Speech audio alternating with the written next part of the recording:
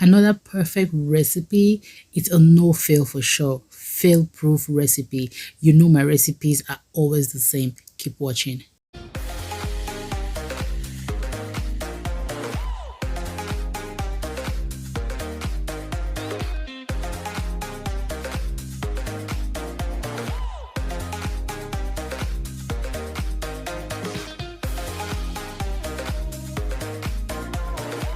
Hello everybody, how is it going? I trust everyone is doing amazing. Today I have another fail proof recipe for you.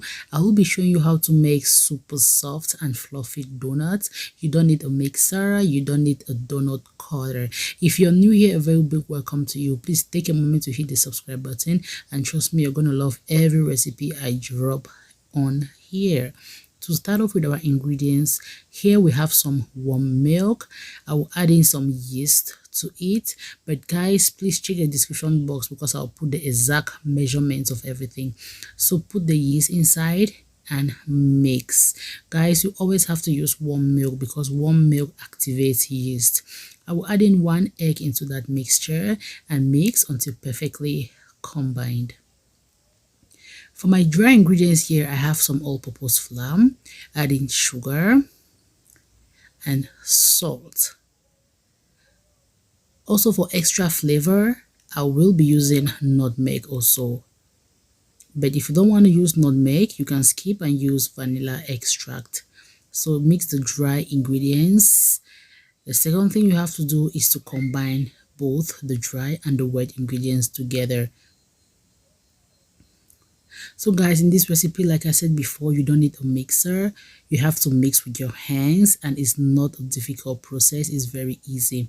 I just added in some melted butter. At this point, I will use a spoon to mix first. When it is combined, then I will transfer onto my working surface and start kneading until it forms a perfect dough. Onto my working surface, I will just sprinkle some flour on there, transfer my dough and start kneading. So guys, the texture here is supposed to be soft and slightly sticky so that you have a soft and a melt in your mouth donuts. Yeah, so keep mixing until perfectly combined. If yours is too sticky and it has a messy texture, you can sprinkle like 1 to 2 tablespoons of flour. But mind you, do not over sprinkle flour because it's going to form a very hard dough and you wouldn't like it after frying. So it has been perfectly combined now. In a bowl, I'll just add in or rub in some oil inside. The reason I'm doing this is because I don't want my batter to be dry. When I put it, I will rub some oil on top of the dough, not batter, sorry, on top of the dough so that it doesn't dry off. At this point, I will then cover and let it rest for 1 hour in a warm area. And after 1 hour, I'm gonna bring it back here. Look at that. Just press it down to release those air bubbles in there. Then still transfer onto the working surface. Then cut them into the number of donuts you want. Then let us start making our donuts. I will be showing you how to make the donuts without a donut cutter. So this recipe gave me about 12 donuts. Yeah, but if you want it a little bit larger, you can cut it just the way you want it. It doesn't matter as I cut it like this right now. Some were bigger and some were smaller, so I just adjusted while I was rolling.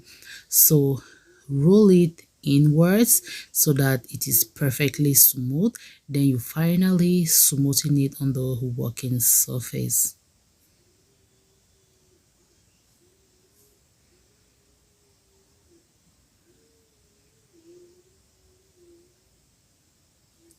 Using a parchment paper, I'm just going to press it a little bit in the parchment paper, and I will use a wine cover or a wine lid that has like sharp edges. I will just press in the middle, just try to centralize it so you have a perfect hole and cut in the middle. You see that? You have a perfect donut shape. I told you, you don't need a cutter. Don't spend money buying a cutter. This method is very easy. You can also use like a piping nozzle. You can use that too. Just repeat the process for the rest of the donuts, and yeah, Right now everything has been perfectly cured, and yeah, just cover again for about 30 minutes and let it proof. After 30 minutes, okay, we can start frying. So transfer into pot of oil. Your oil is not supposed to be hot. As soon as the oil is warm, you can put in your donuts. You see that? That is how your donuts should be inside oil. You don't need bubbling oil. And after that, you can flip the sides. As soon as you flip the sides, when you start seeing the white ring forming around the donuts, it means your donuts has a perfect mixture. You see that? You have good donuts, just perfect. So guys, I hope you get to try this recipe, and you all know, if you've tried my previous recipes, you know there are no fail. And yeah, I've gotten many feedbacks from my video, and I appreciate all those that send me feedbacks for all my recipe. Those feedbacks, they make me going.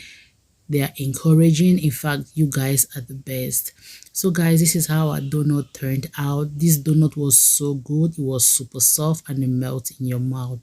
So guys, thank you so much for watching. Check the description box for the detailed video, and to meet again in my next video. Bye for now, and keep trusting my recipes.